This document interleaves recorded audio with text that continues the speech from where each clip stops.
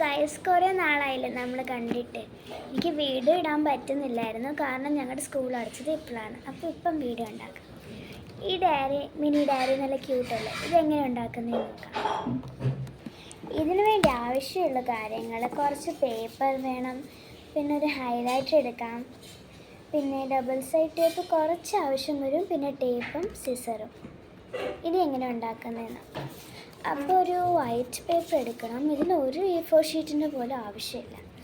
ഒരു white paper എടുത്തിട്ടുണ്ട്. എന്നിട്ട് 5 സെൻറ്റിമീറ്റർ മാർക്ക് ചെയ്തിട്ട് അതിങ്ങനെ 3ആയിട്ട് കട്ട് ചെയ്യണം. 5 സെൻറ്റിമീറ്റർ വിഡ്ത്തിലാണ് വേണ്ടത്. ഇനി നമുക്കിത് സിഗ്സാഗ് ആയിട്ട് ഫോൾഡ് ചെയ്യാം. ഓരോന്ന് ഫോൾഡ് ചെയ്യുന്നതിനേക്കാളും എളുപ്പം എല്ലാം കൂടെ ഒരുമിച്ച് വെച്ചിട്ട് ഫോൾഡ് ചെയ്യുന്നതാണ്. ഇതിൽ കുറച്ച് പേപ്പർ കട്ട് ചെയ്യേണ്ട വന്ന കാരണം കുറച്ച് ഉണ്ടാക്കാൻ പറ്റുള്ളൂ. ബാക്കി മിച്ചം വരുന്ന കുറച്ച് പേപ്പറുണ്ട്, അത് നമുക്ക് എന്തായാലും ഫോൾഡ് ചെയ്യാൻ പറ്റില്ല. അപ്പോൾ അത് നമുക്ക് കട്ട് ചെയ്തെടുക്കാം. എന്നിട്ട് ഇങ്ങനെ ഫോൾഡ് ചെയ്തെടുത്ത പേപ്പർ 3ആക്കി എടുക്കാം. നമ്മൾ 3 പേപ്പറെല്ലാം എടുത്തേ, ഇങ്ങനെ. ഇനി നമുക്ക് ഇതെല്ലാം ഓരോന്നാക്കി തന്നെ മേലെ വെക്കണം. ഇങ്ങനെ വെച്ചിട്ടുണ്ട്. എന്തായാലും നമ്മൾ ഒരുമിച്ച് കട്ട് ചെയ്തെങ്കിലും ചില സൈഡ്സ് വലുതും ചെറുതുമായിട്ടാണ് ഇരിക്കുന്നത്. അപ്പോൾ അതൊക്കെ ചെയ്യുന്നതിന് മുമ്പ് നമുക്കൊരു സ്റ്റാപ്ലർ എടുത്തിട്ട് ഇതൊന്ന് പിൻ ചെയ്ത് കൊടുക്കാം. സ്റ്റാപ്ലറും ഗ്ലൂവും ഞാൻ പറയാൻ മറന്നുപോയായിരുന്നു. എന്തായാലും ഇവിടെ എടുത്ത് വെച്ചേക്കാം. ഞാൻ എടുക്കാനും മറന്നുപോയായിരുന്നു. ഇവിടുന്ന് കൂടുതൽ ഡിസ്റ്റൻസ് കൊടുക്കുക സ്റ്റാപ്ലറിന്, അല്ലെങ്കിൽ നമുക്ക് ശരിക്കും തുറക്കാൻ പറ്റില്ല.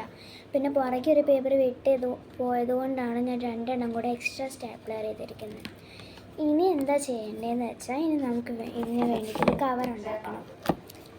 ഈ സൈസിലാണ് നമ്മൾ കവർ ഉണ്ടാക്കിയിരിക്കുന്നത്. ഇച്ചിരി ലെങ്ത്ത് കൂടുതലാണ്, അത് നമുക്ക് ഒട്ടിച്ചതിന് ശരിയാക്കാം. ഇനി ഇതിനകത്ത് നമുക്ക് ഇഷ്ടമുള്ള പാറ്റേൺ വരച്ച് കൊടുക്കണം. ഞാൻ ഇവിടെ ഗ്രിഡ് ലൈൻസ് ആണ് വരയ്ക്കുന്നത്.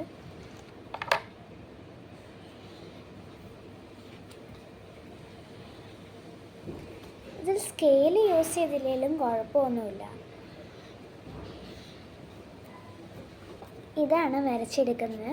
വരച്ചത് ഞാൻ. എന്നിട്ട് ഇവിടെ സെൻറ്റർ പാർട്ടിൽ ഇച്ചിരി വീതിക്ക് തന്നെ നമുക്കിച്ചിരി വരച്ചെടുക്കണം, കാരണം അത് അപ്പോൾ കാണാൻ നല്ല ബ്യൂട്ടിഫുൾ ആയിരിക്കും. പിന്നെ സ്കെയിൽ വെച്ച് സ്ട്രെയിറ്റ് ആക്കി വരയ്ക്കുമ്പോൾ അത്രയ്ക്ക് കാണാൻ രസമില്ലായിരിക്കും. നമ്മൾ നമ്മുടെ കൈ കൊണ്ട് ഇങ്ങനെ കേർവായിട്ട് വരയ്ക്കുമ്പോൾ കാണുമ്പോഴാണ് കാണാൻ രസം. ഇനി നമുക്കിനി സെൻറ്റർ പാർട്ട് ഒട്ടിച്ചിട്ട് കവറൊന്നും ചെയ്തെടുക്കണം. ഒട്ടിക്കുന്നതിന് മുമ്പ് നമുക്ക് കവറിൽ ടേപ്പ് ഒട്ടിക്കണം. ഇനി നമുക്കൊരു സ്ട്രിപ്പ് ഉണ്ടാക്കാം. ഞാൻ സ്ട്രിപ്പ് ഉണ്ടാക്കി ഒട്ടിച്ചിട്ടുണ്ട്. പിന്നെ അതിൻ്റെ ബാക്കിൽ ഇച്ചിരി ഡബിൾ സൈഡ് ടേപ്പ് വെച്ചിട്ടുണ്ട്. ഇത് നിങ്ങൾക്ക് ഇഷ്ടപ്പെട്ടോ? കമൻറ്റ് ചെയ്യുക.